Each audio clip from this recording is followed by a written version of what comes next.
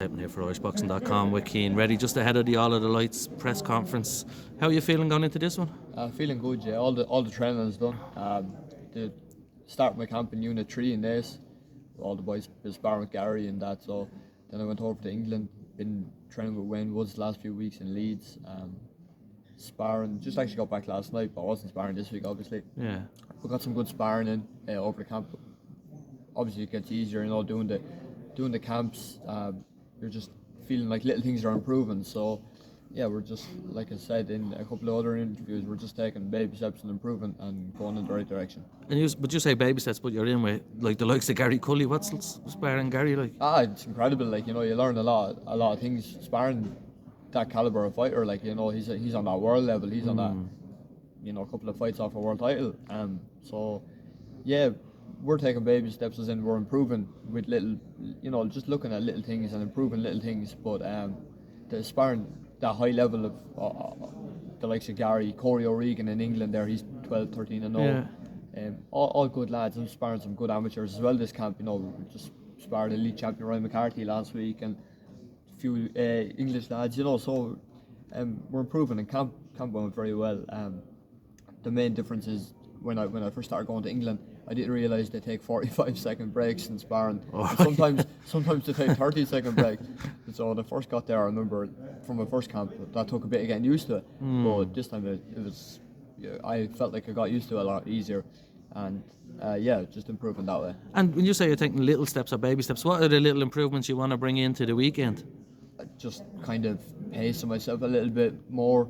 Obviously, the game plan for my first opponent was a southpaw, so we were kind of feinting him, more like an amateur fight, really. Like, and it worked.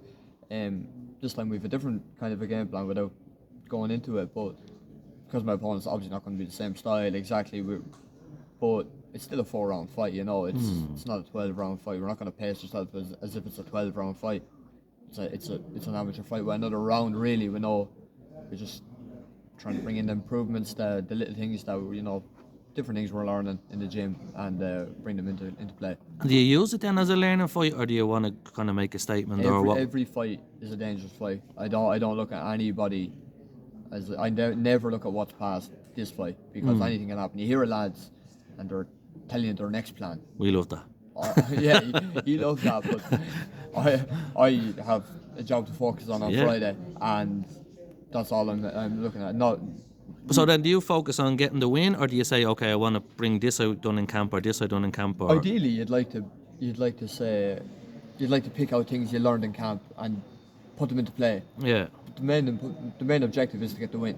If you get your hand raised at the end of it, and please God I can do that, and look at the other things after. Yeah. But just do what I have to do to get the win. And your debut was away, but it was atmospheric to say the least. Like, it looked like it was mental. So I presume, like everyone says, your second fight's a little bit harder to sell tickets or whatever. But you're back in Dublin or Ireland, so yeah, I've done more like this time. Yeah. Obviously, with it being at home. I said it before. I never knew how many tickets I would sell for my debut. Especially with being in England, they said to me, "How many do you want?" I said, "I don't know how many am I going to sell in England?" I said, "Give me 50, and I might do that at a push." But then I needed more, and it did around 85, 90 like for Bradford. It was a small venue, so then 90 people felt very loud. It felt like a lot more in that small venue. Yeah. It wasn't like this where everybody's so spread out kind of from the ring. I had the likes of him over there trying to get into the ring with the Irish flag in the middle of it, and so it brought a great crowd. But for this one, I've done obviously a lot more. It's not too far either. The stadium, I only live about 15 minutes away. So getting closer to. So it'll be even louder this time around. Yeah, we'll hope so. Bigger venues and stuff can be harder to create an atmosphere in. Like the likes of that small venue. There's so many people bay into it, I suppose. Just tell them all to sit in the one place. Yeah. That's how it's been done over the years here, isn't it? Yeah. Are you the only pro out of Port Laoise at the minute then? Yeah, apart from TJ. I trained there all my life as an amateur. Yeah. And the boys are 100%, like, you know what I mean? Like, they've done so much for me. But when I went pro, I moved to Unit 3 in where I train now, and training also in Leeds.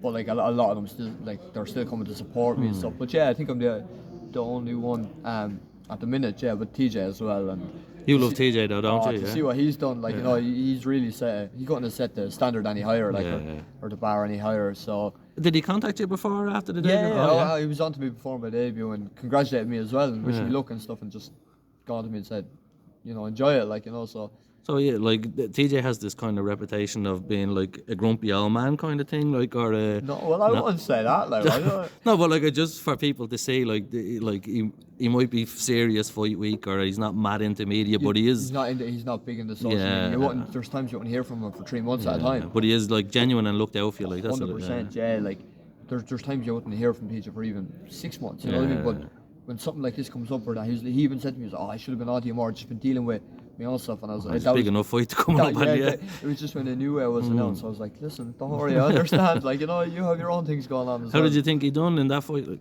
had him winning a couple of rounds, like, you know what I mean, 2 or 3 rounds, and who's winning rounds nowadays against the new way? It happens, whatever, you know, the back injury or you know, but that's the game. Like, and people don't realize the caliber of opponent.